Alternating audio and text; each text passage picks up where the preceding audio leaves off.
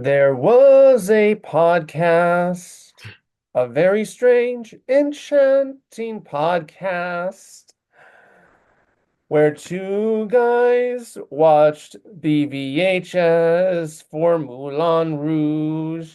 Now we must know what Fox thought would appease the audience of such a strange, enchanting film. I was doing the whole orchestra back here. Thank you for coming on to VHS Era. And yes, today we are looking at the VHS for Moulin Rouge. And Yes. yes, joining me again is Jordan Schmidt from Everyone's a Critic, as well as the several other podcasts that I had mentioned that he does.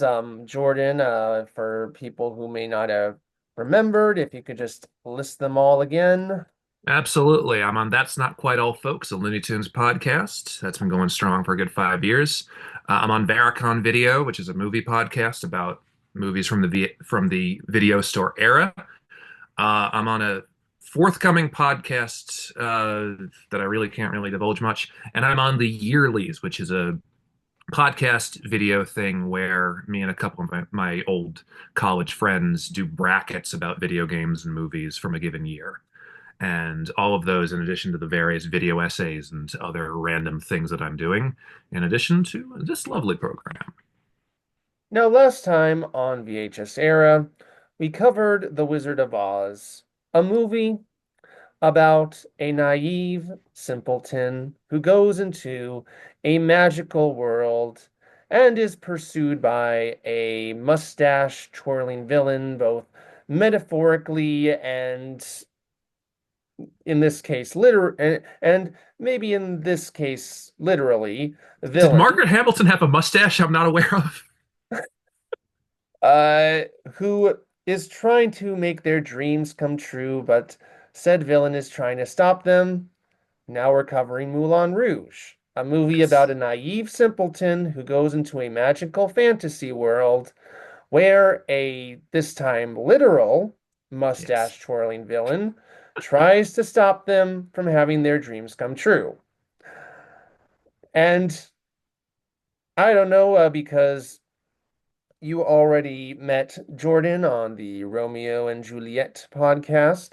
I guess we will just get started because I pretty much said everything before, like who, as this is a very, at least aesthetically, strange movie. Oh, absolutely. It's And not your standard run-of-the-mill love story, and that's honestly why it's so great because yeah, it does all these cool things. yeah. Now I'm wondering, who did Fox think this movie could appeal to besides fans of Baz? Well, we're about to find out. Video quality was so much worse in those days, but in a charming way. It was what we had, and it was dog-eared and wonderful. And yeah, sorry. And of course, they began with just coming soon to theaters. They just put white text on a black background and called it a Classy. day. That's Yeah, what, I'm fine with that. It works. Does the trick. yeah, not as stylish though as the movie it's attached to, that's for sure. If it just start you out in subtle world and go with normal things that aren't very flashy, and then boom, you're in Boz world and everything's huge and the moon has eyes and it's wonderful. How do I look? Very handsome.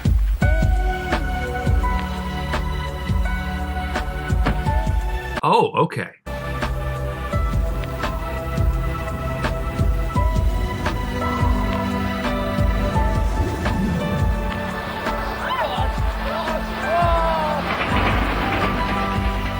You okay? No, I went down like an old lady. I really hurt my knee. Come on up and clean it up, no? Diane, There's this nice guy that helped. don't fall for it. You can send him a bottle of wine, cheap wine. Before you go, take your book, souvenir. Be happy for this moment. This moment is your life. I just wanted to call you and thank you, and I wanted to send you a bottle of... Come and see me. I'll make you some coffee. Here I am again. Want to dance? Now? Your eyes are amazing. You know that. You should never shut them, not even at night. I think this is a mistake. There's no such thing as a mistake. There's what you do, but what you don't do. I want you to follow my wife. What if I told you I found nothing? I want to know. I want the truth.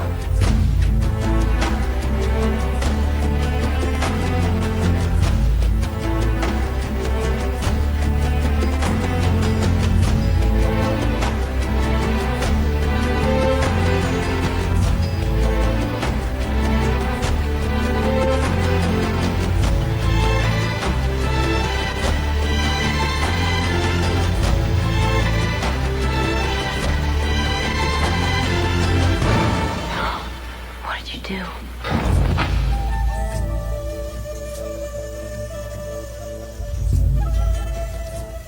It's kind of a love story. Yeah. I'll be honest, this is a movie I'm aware of the existence of. Never seen it because it's not really my type of movie.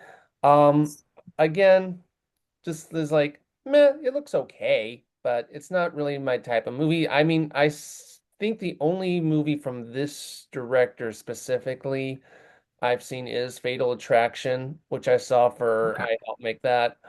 Um, and again, okay, my two reactions to that movie were pretty much what a lot of people's reactions are, which is yeah, which is Close is great. Movie sexual politics haven't aged super well. That's a lot of his films sort of lie in that because he also did what was the other one? The Robert Redford one, Indecent Proposal. He did that one, right? Yeah, he did. Yeah. Okay. So a lot of his fall into that category, and the one I've seen of his, which funnily enough is not a movie it's not really a Jordan movie at all. Jacob's Ladder, which that is a very screwed up movie that is very good, and I think is probably his best film. But like, it's a lot, and it's very unsettling. But yeah, Unfaithful. I haven't seen it, but I know enough because people at the time were like, oh, this is something, and I think it appeared on. You remember when VH1 would do like the I Love the Yes, I Decade, do. whatever shows? They Mhm. did one of those on the 2000s, and for 2002, they did a little mini segment on Unfaithful because it was a big deal at the time. Oh, Diane Lane stepping out, and they talked about the sort of the pulpiness of this, and like why would you leave Richard Gere for some Spanish guy you just met or whatever? And yeah, no, so I know like what the movie is and its reputation, and it's what you'd expect. Yeah, again, it's like this looks exactly like the kind of movie you'd think it is. Um, It's a steamy thriller. It's exactly what it says on the tin. yep. Yeah, there's not really, to this trailer's credit, any misadvertising going on. No, none. What you But see is what you get. yeah, but on the other hand, for people who aren't really interested in that genre, this trailer is just like, meh. Today, I would call if I would call it mid, if that term It's. existed back in 2002. I don't think people were saying that no too, but either way, you I never know know. they weren't because I was One 10. hipster going like, "This is going to be a thing someday." Oh, Now available on video and DVD. What are you drinking? Gatorade. Gatorade make wine now? This year, the animal kingdom is in chaos. Hello, Clarice. You haven't had sex in 48 years? But am I a machine? And it's up to the doctor You just don't come up here on my balcony, make an appointment. So young, so angry. Damn that rap music. to be the man. What, you gotta do that? Sit down on the toilet. Oh! Woo. You sure you just had ice cream? Dr. Dolittle 2, now available on video and DVD. Eddie, I did see So if that the people movie. who bought the VHS for Moulin Rouge are going to be a little turned away from Unfaithful, how are they the same audience that will enjoy Dr. Dolittle too? I agree, Eddie. But first off, Eddie, I Eddie, literally did two of your movies. We haven't run into each other in a while. Why are you stalking me again? Trailer for your movie, one of your movies always used to pop up on this show. It's been a while, and you've come um, back.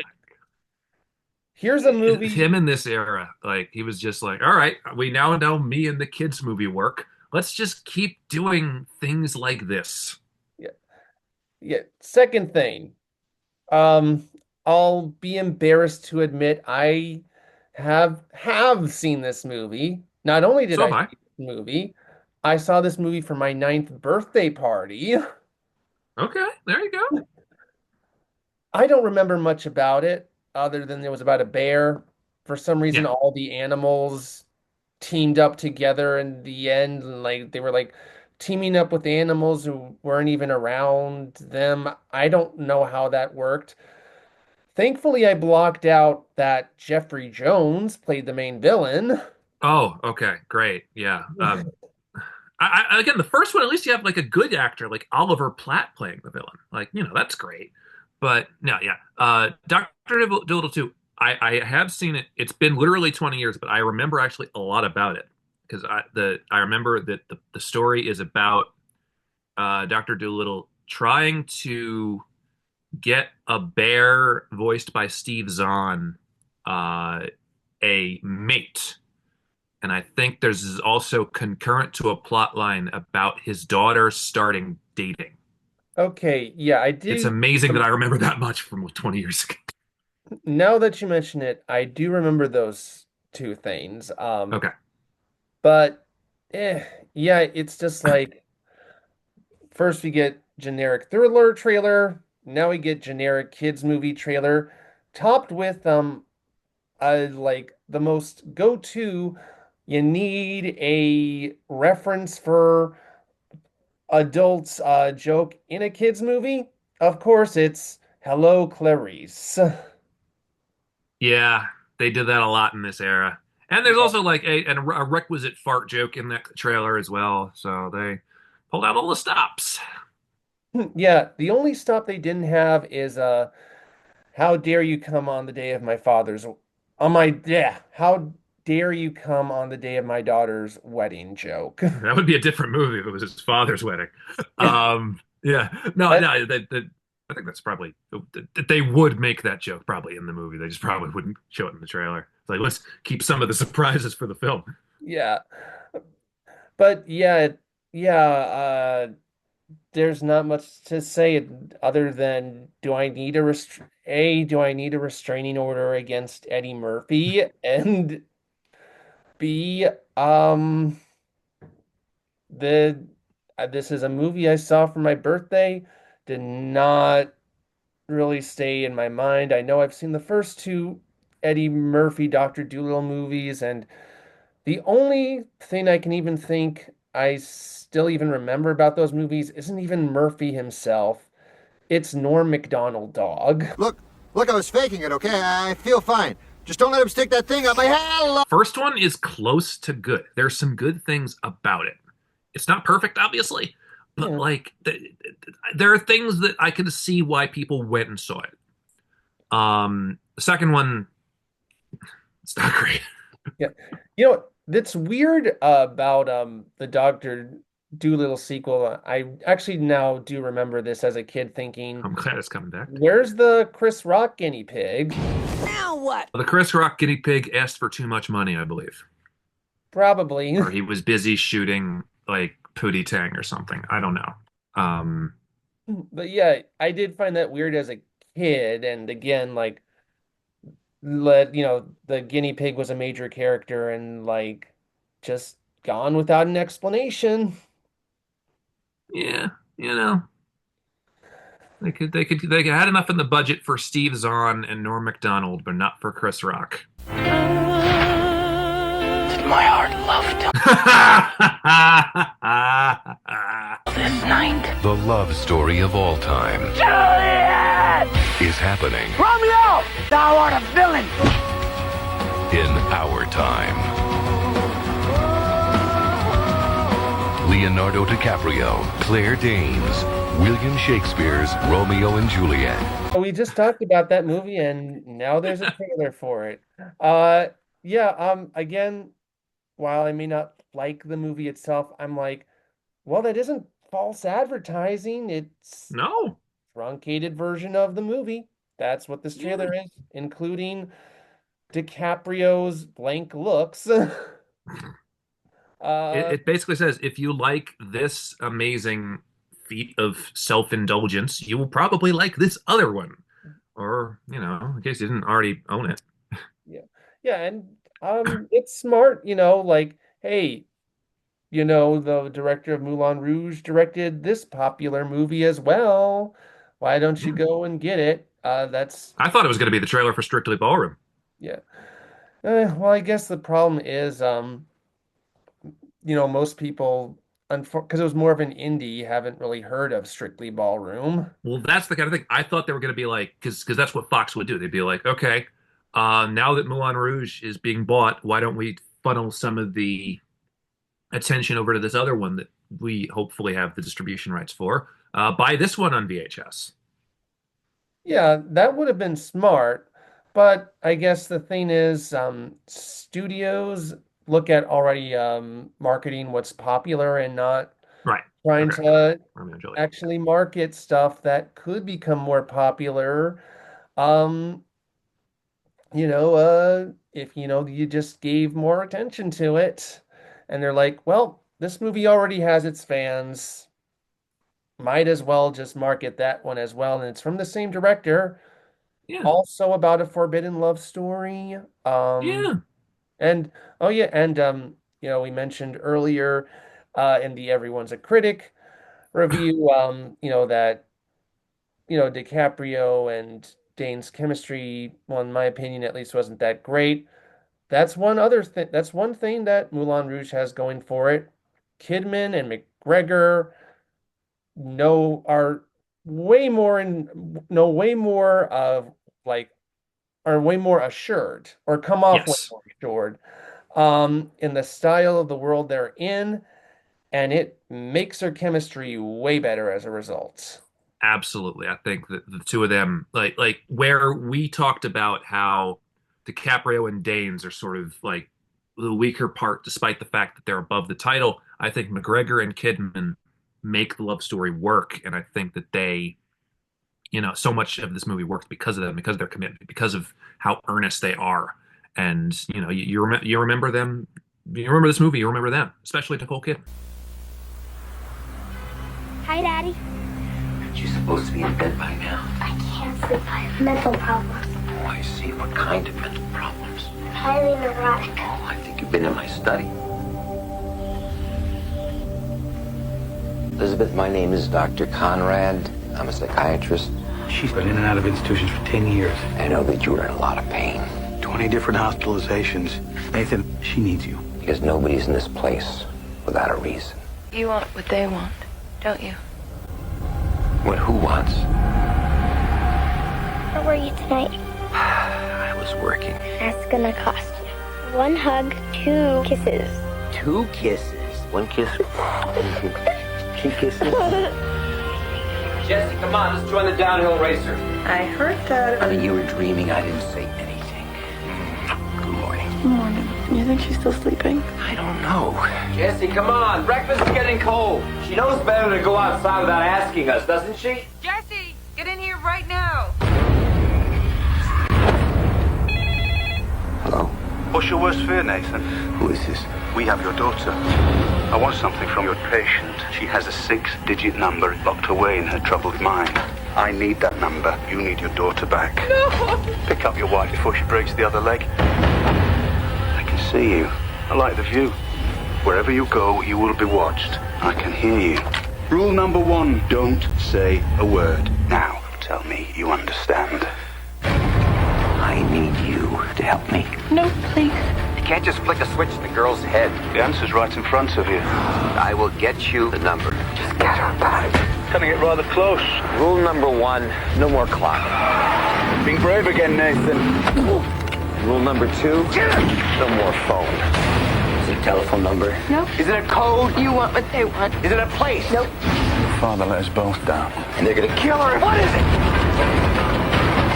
No! I'll never tell. I'll never tell any of you. A lot of psychological thrillers in this. Yeah, so the first one, we started off with Unfaithful, a trailer for a movie that's not really my thing, but I at least remember being kind of a big deal when it came out, even though I was, not in the target audience to see it. This is a movie I'm like, that's odd. I remember most movies, whether they were hits or flops, coming out around this time, but I don't remember this movie at all. Okay. And watching the trailer, well, first off, that the line at the, beginning with the little girl, That's gonna cost you 1 hug, 2 kisses. that is such stereotypical emotionally manipulating child writing 101. Yeah, absolutely. It's like, yep, you just know something bad's gonna happen to that kid. Absolutely. Kid's got 2 days till retirement. Yeah.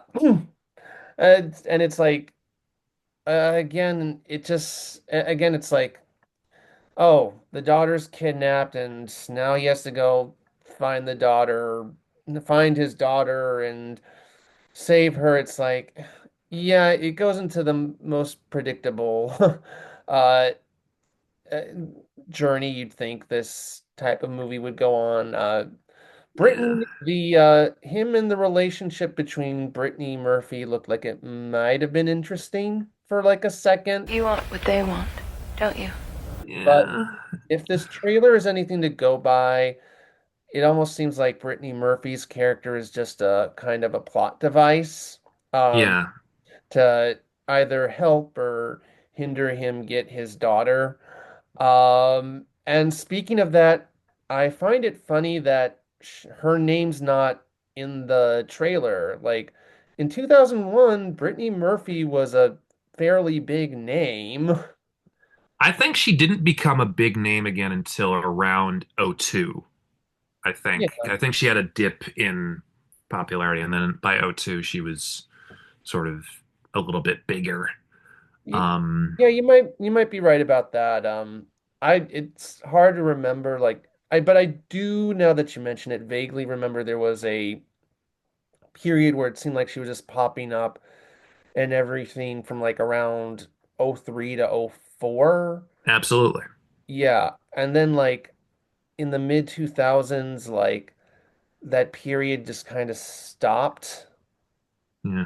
Well, she had some substance issues and Oh, mental that's health true. issues, and Yeah, yeah. true. That is true. But like, yeah, and like the biggest movie actually around that time after '04, well, the biggest thing, like her biggest career, the biggest thing in her, like she was doing in her career around then was arguably King of the Hill, because that was Right, a yeah. pretty steady paycheck. And Yeah. movie wise, she was the main female penguin in Happy Feet. I know that. Oh yeah. I've never seen either of those movies, but I know she's in that. I saw the first one in theaters. I think I own the first one on DVD. Yeah.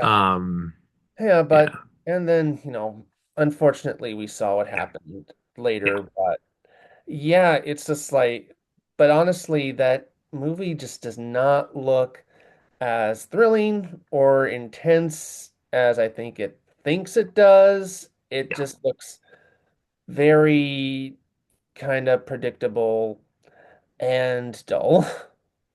I can tell. I'm going to tell you why you haven't heard of it though, because Really? that Why? movie came out in September of 2001, Oh, and it was one of the many movies that was buried mid-month by people just not wanting to go to the movies after the night. People didn't want to do anything after the 9/11 attacks. I've done videos about how even TV, everything that was like doing well in the ratings before 9/11 took a huge spike and had to slowly come back. And it was never really the same.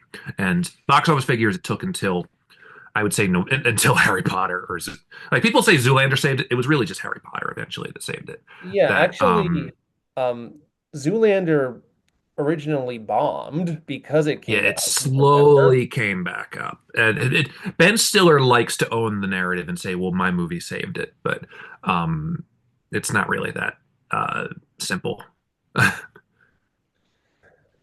Yeah, but and actually, you know what's funny is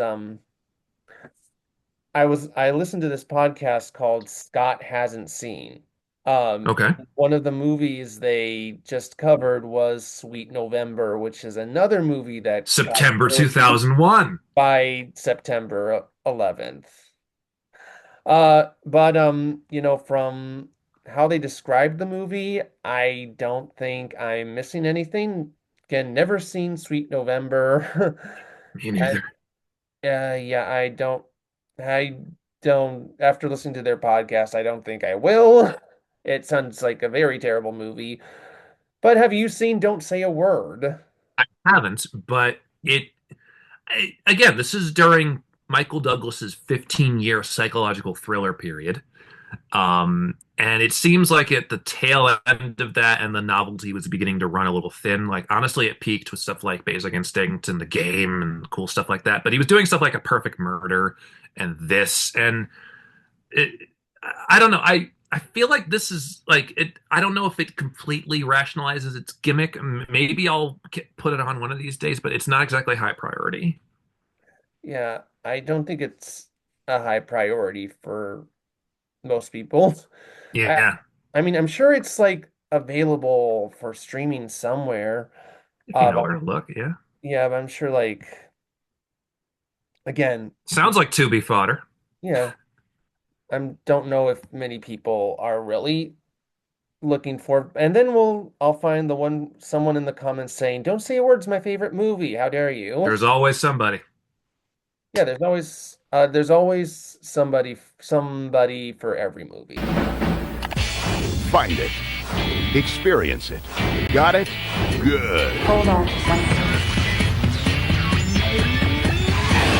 Log on to foxhome.com.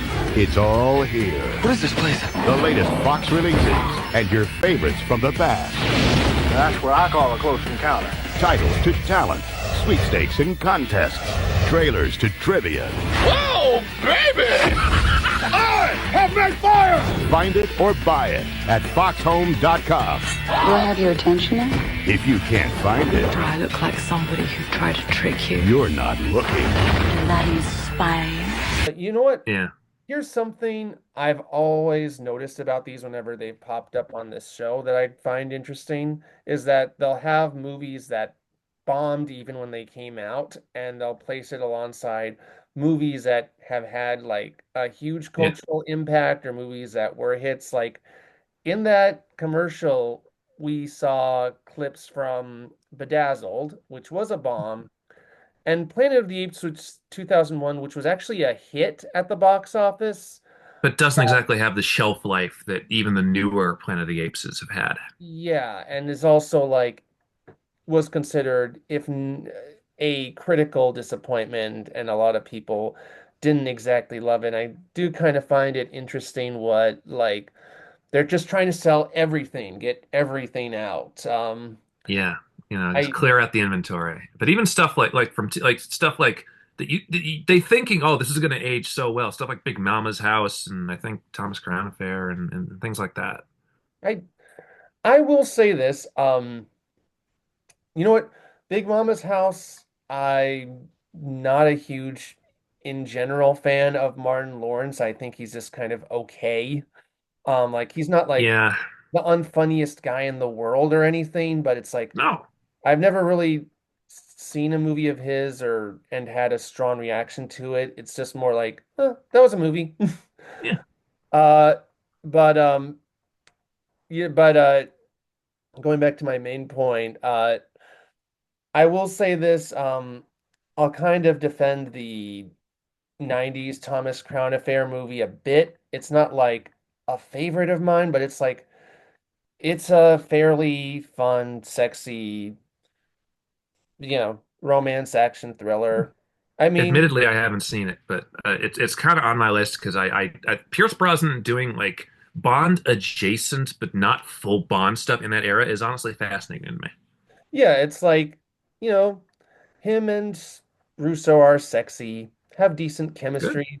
You know, you don't tend, and actually kind of cool now that I think about it, to see a woman in her mid 40s still play like the sexy love interest in a Hell yeah, action movie. Like you don't tend to see that often back in the 90s. I like that. And you know what, even Dennis Leary actually plays a not completely against type, but like he's definitely toned down from what Okay. the usual shtick a bit. He's a bit more level-headed. Like there's maybe one scene where he kind of goes into his usual shtick, what you expect from him, but then is kind of more of a level-headed guy throughout most of the movie, and he does well.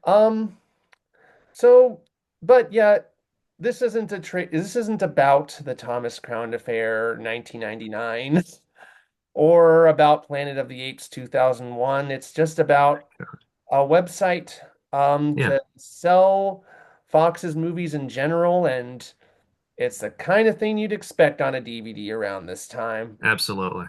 I guess maybe if I could have made one note, like not separating the title cards and the clips, like maybe putting them together would have been cool, but Yeah. otherwise doesn't really stand out. It's again, these are a dime a dozen in these area. They all kind of look the same, and yeah, it's fine. I find that funny. They don't even say coming out on CD or cassette. They just say It's just like soundtrack. Buy the soundtrack. It's really good. Let me hear your flow, sisters. You met Marmalade down in old Moulin Rouge, riding stuff on the street. She said, "Hello, hey Jill, you wanna give it a go?" Get you, yeah, yeah, da da.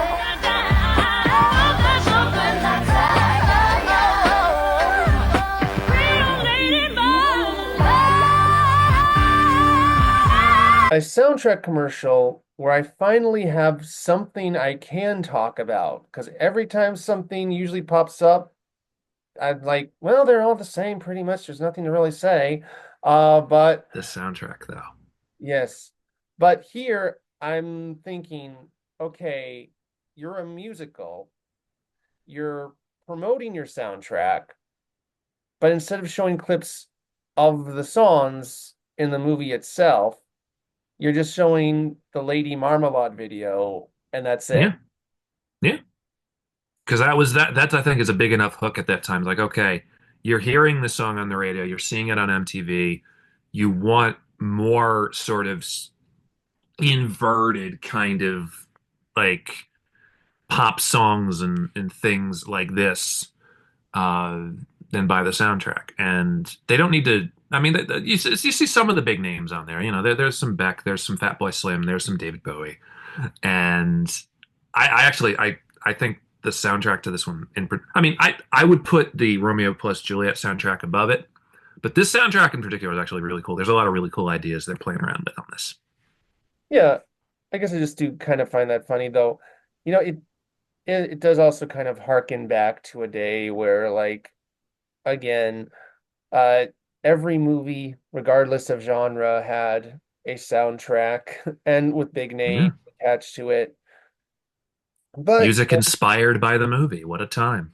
yeah, and unfortunately, they just don't do that anymore. No. I The think, last time I saw like okay, I suppose 50 Shades of Grey had a soundtrack like this. And I think The Hunger Games did. But I think the last time I saw a music inspired by the movie soundtrack was Iron Man 3, where they got all of these rock artists to do basically their B-sides that were sort of about themes about the movie. And it didn't really work as well as some of the 90s ones. yeah, honestly, yeah, but again, I don't know. I do kind of find it funny, like every time like a soundtrack promo shows up, it's always for one that's not even a musical.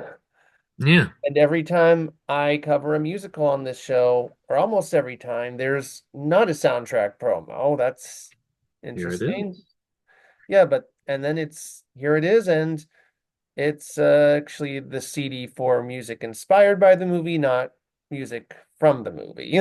Yeah, I think there's maybe one or two selections from the film. I think the Love Medley I think is in there. I think Come What May is in there, but I think I could be wrong. I don't know. It's been a while since I've really scrolled through the soundtrack, or it was on Spotify or whatever. But like there is a lot of just they got artists on the catalog is like, hey, do some cool stuff, and they did.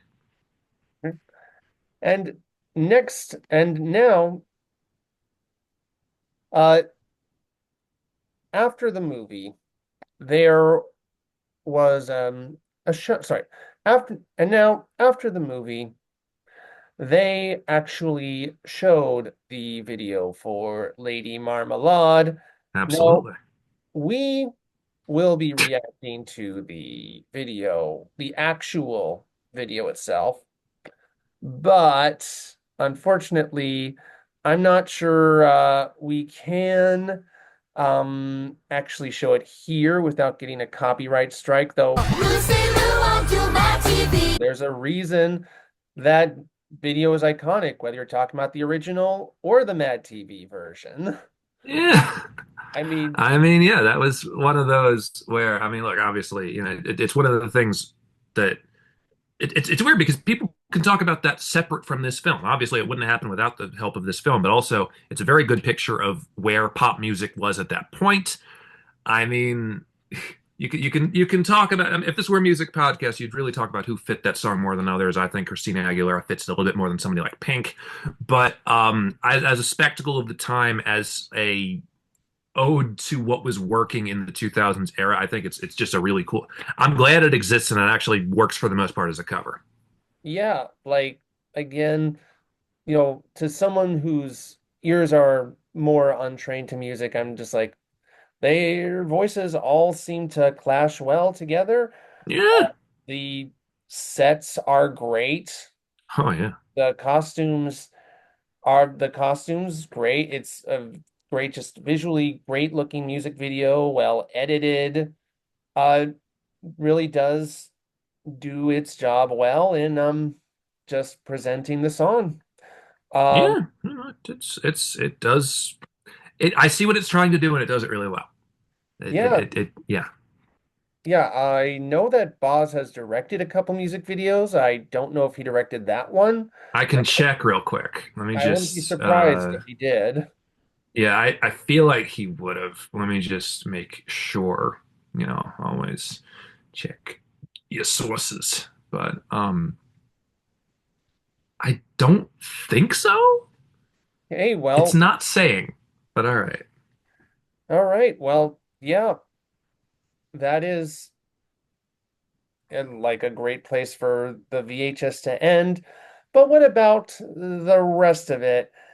Honestly, I feel like the problem is Moulin Rouge is just kind of a hard movie to sell. So it just felt Okay. like the trailers they selected were just like, let's just do anything regardless of target audience, regardless of whether or not someone who likes Moulin Rouge might like this movie. It just kind of felt like a free for all. We'll just add a bunch of trailers because we don't know Well, how to they're sell this weird movie. well, they were predominantly boring adult thrillers, Yeah. Unfaithful and Don't Say a Word. And I don't think that really fits what Moulin Rouge is at all, because it's not boring, it's not a thriller, and it's for the exact opposite audience, people that like Don't Say a Word and Unfaithful. So no, it's fascinating. And maybe they just sort of threw up their hands like, all right, let's just do stuff on our catalog that we can hopefully get funnel other people over to. I think that's kind of what it was. Yeah, but again, just not the greatest selection of trailers. No. So that's about it. Jordan, do you have anything to plug? Nothing that I haven't plugged already, and I don't, Okay. but yeah, no, that's not quite all, folks. We got new episodes every week, every Monday, and more to come. So yeah, support that and some of the other stuff. Yeah, well, now that we have talked about a weird movie for adults, we are going to talk about a weird TV show for children on the next episode of VHS Era. We are going to talk about one of many compilation tapes for Pete and Pete. Rip Michelle Ah. Trachtenberg. We'll see you then. Greatest thing you'll ever learn is just to love and be loved in free.